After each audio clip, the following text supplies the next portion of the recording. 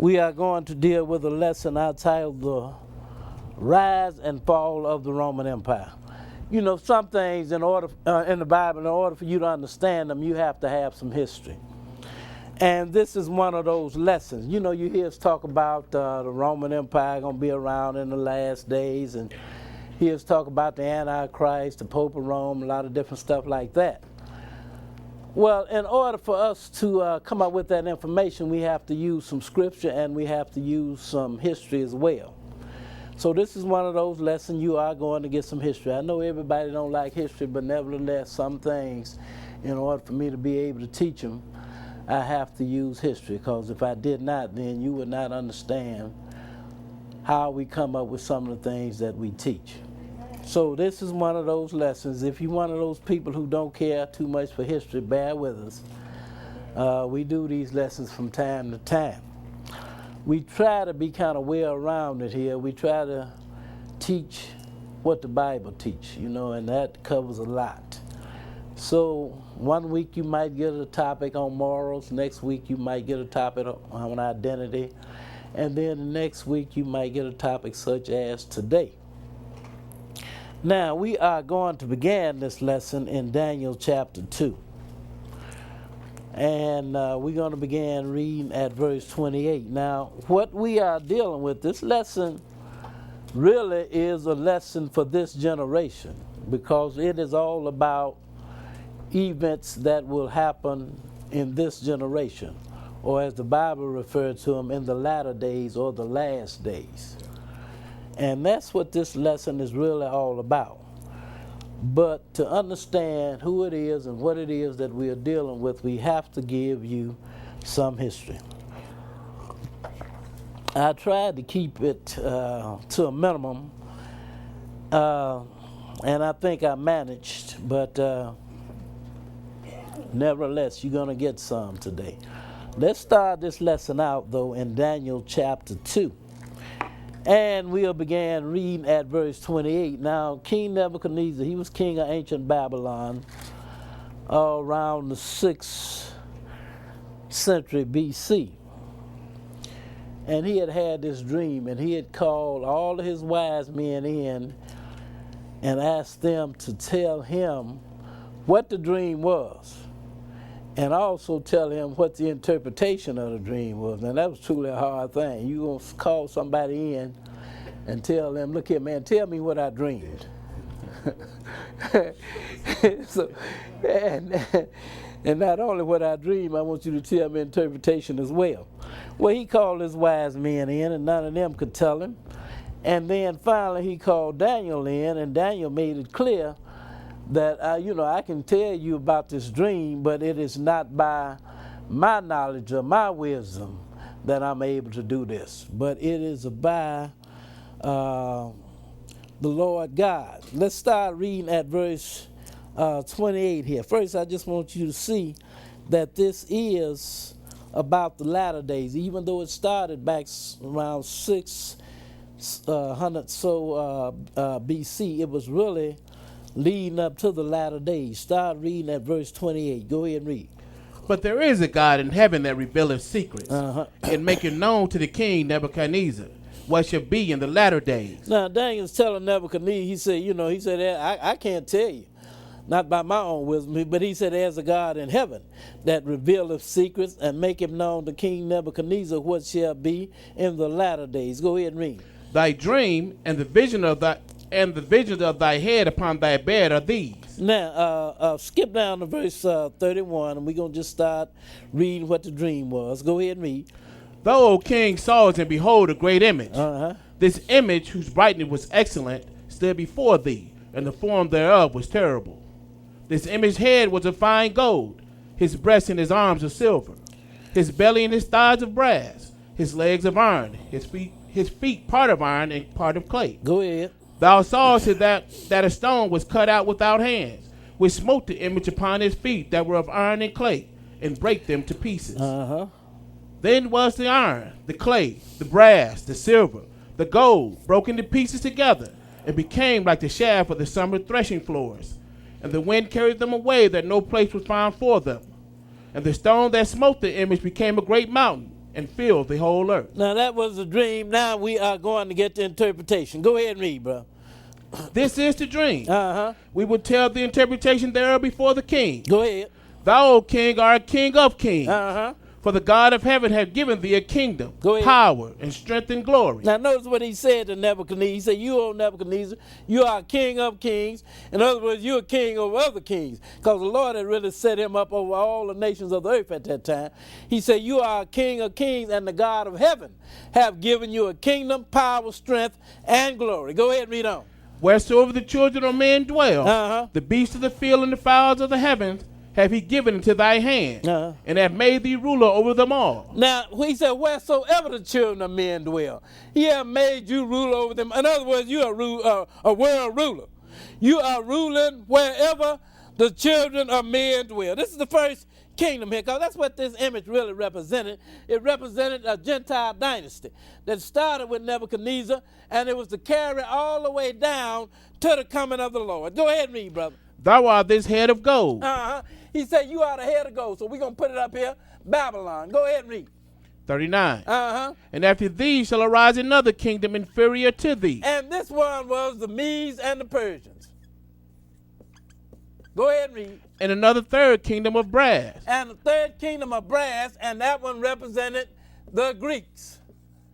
The Greek Empire that was first ruled over by Alexander the Great. Everybody heard of that. You know, if you went past the school, you heard of Alexander the Great, how he conquered the world and all of that. So now, that third one, that represents the Greek Empire. Go ahead and read on. Which should bear rule over all the earth. And it said he shall bear rule over all of the earth, and he did. He conquered the world as a young man, and he died as a young man.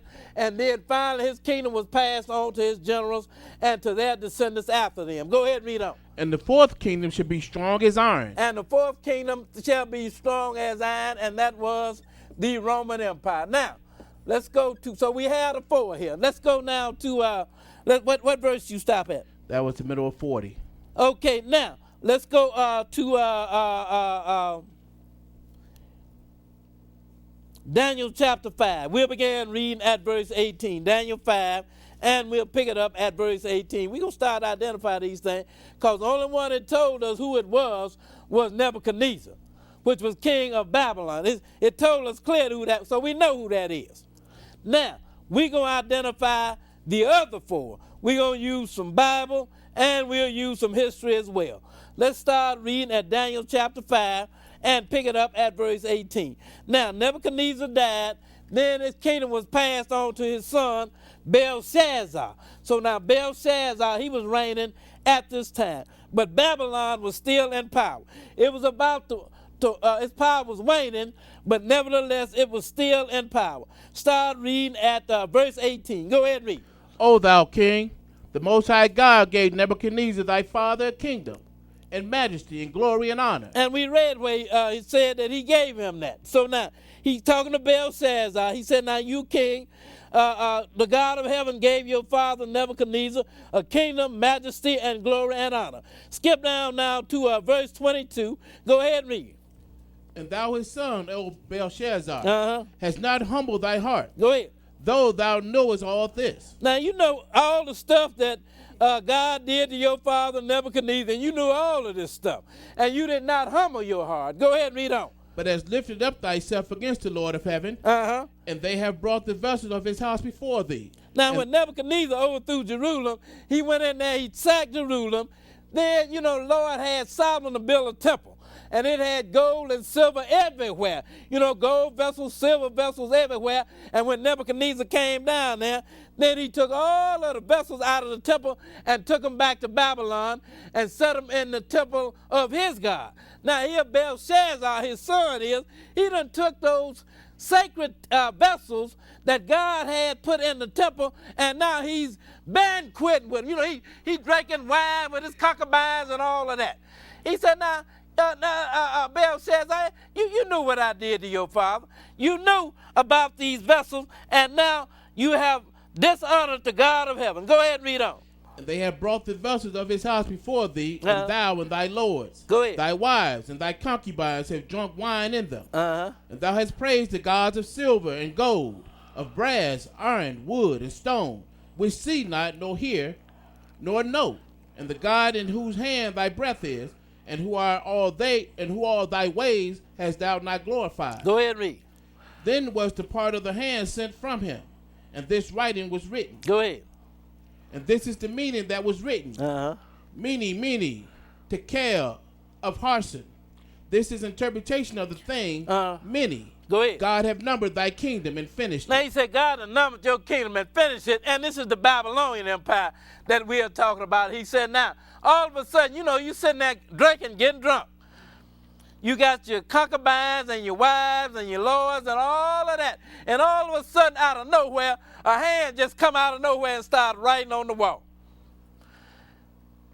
You know that had to scare him to death. The book even talk about how his knees start knocking and all of that. Now he said, and he said, now this is the writing, and this is the interpretation of the writing. Mene, tekel, Upharsin. The interpretation of the thing, God has numbered thy kingdom, and he has finished it. Talking about Babylon here. Go ahead and read. 27. Tekel. Go ahead. Thou weighed in the balances, and are found wanting. He said, now you have been weighed in the balances, and you have come up short. Go ahead and read on. Perez. Thy kingdom is divided and given to the Medes and Persians. So now we understand who Babylon was passed on to. It was passed on to the Medes and the Persians. So that was the second kingdom that Nebuchadnezzar had seen in this dream. Now, go ahead and finish that though. Verse 29. Go ahead. Then commanded Belshazzar, and they clothed Daniel with scarlet and put a chain of gold about his neck, and made a proclamation concerning him. Go ahead. That he should be the third ruler in the kingdom. Now here Daniel is a little slave boy. He has risen up now to become the third ruler in a world-ruling Gentile dynasty now. Now, the second kingdom, the first one, it has been finished, and now we've come down to the second, the Medes and the Persians. Let's go and pick up the third one. Let's go to Daniel chapter 8, and we'll begin reading at verse 1. Daniel 8, we're going to pick it up at verse 1. 8 and 1. Okay, when you get it, go ahead and read. In the third year of the reign of King Belshazzar, a vision appeared unto me. Go ahead. Even unto me, Daniel, after that which appeared unto me at the first. And I saw in a vision, and it came to pass when I saw that I was as Shushan in the palace, which is in the province of Elam. And I saw in a vision, and I was by the river of Ulai. Then I lifted up my eyes and saw, and behold, there stood before the river a ram, which had 2 horns, and the 2 horns were high, but one was higher than the other, and the higher came up last. As we're going to find out in a minute, this ram represented the Medes and the Persians. And he said the higher came up last. First, the Medes rose up because it told you in the 5th chapter of Daniel that Darius the Mede took over after the fall of Babylon. Then the higher came up, and that was the Persians. Go ahead and read on. I saw the ram pushing westward and northward and southward, so that no beast might stand before him. Go ahead. Neither was there any that could deliver out of his hand. But he did according to his will, and became great. And I was considering, behold, and he goat came from the west on the face of the whole earth, and touched not the ground. Go ahead.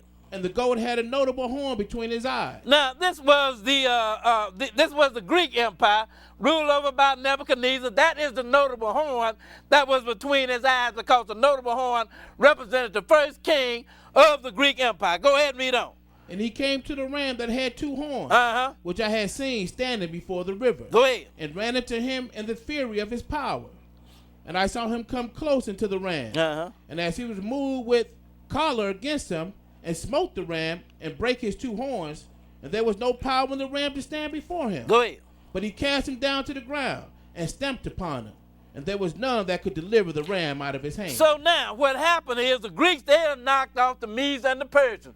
So now you have the Greeks ruling, but I want you to understand that is the Medes and the Persians and the Greeks that we are reading about. Go ahead and read a little bit more. Verse 8. Go ahead and read. Therefore the he-goat waxed very great. And when he was strong, the great horn was broken. Now the great horn, that represented Nebuchadnezzar, and as soon, Alexander the Great. And as soon as Alexander the Great conquered the world as a young man, he died as a young man.